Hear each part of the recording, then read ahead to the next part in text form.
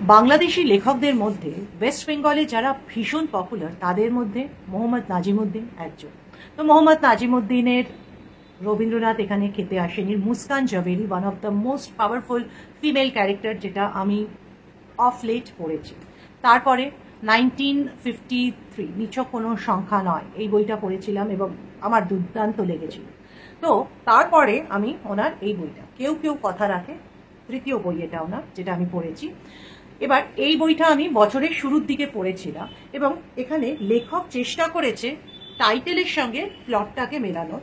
দুটো টাইম লাইনে ঘটনা হচ্ছে, একটা 1970s আর একটা 2000 ওই সময়, এবং একটা পলিটিক্যাল থ্রিলারের একটু ছাপ আছে, রোম্যান্সের ছাপ আছে, মানে প্লাস থ্রিলার তো আছেই। বাট এই বইটা কমপ্লিট করার পর এই বইটা কিন্তু আমার কাছে একটা বড় লেট ডাউন ছিল, বিকজ আমার এই রাইটারের থেকে অনেক বেশি এক্সপেকটেশন। এটার কারণ এটা হতে পারে যে আমি ওনার যেগুলো বেস্ট ওয়ার্ক সেগুলো আগে পড়েছি। হয়তো এই বইটা যদি আমি প্রথমে পড়তাম ওনার লেখার বইয়ের মধ্যে, তাহলে হয়তো এই জিনিসটা হতো না।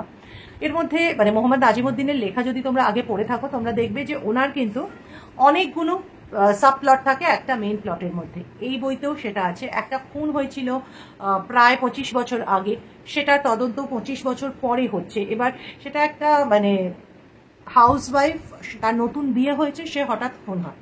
এবার তার যে হাজব্যান্ড, তার ওপর কি হয় এবং সে তার কিছু প্রমিসেস কি করে মেনটেন করে 25 বছর পরেও, সেইটা নিয়েই বইটা। এবং তাই জন্যেই এই টাইটেলটা আমি বলবো হ্যাজ বিন জাস্টিফাইড।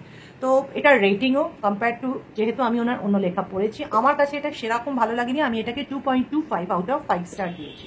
তোমাদের কার কার কেউ কেউ কথা রাখে পড়া হয়ে গেছে, তোমাদের কেমন লেগেছে বইটা প্লিজ আমাকে কমেন্টসে জানিও। অপেক্ষায় থাকবো তোমাদের কমেন্টসে। আর কি কি বই পড়ছো সেটাও কমেন্টসে জানাবে। Happy reading everyone. সবাইকে একটা বড় থ্যাংক ইউ আমার কন্টেন্টগুলোকে লাইক করার জন্য আর সিমিলার কন্টেন্ট দেখার জন্য। তোমাদেরকে বুক টেলস বাই পৃথা কিন্তু সাবস্ক্রাইব করতেই হবে।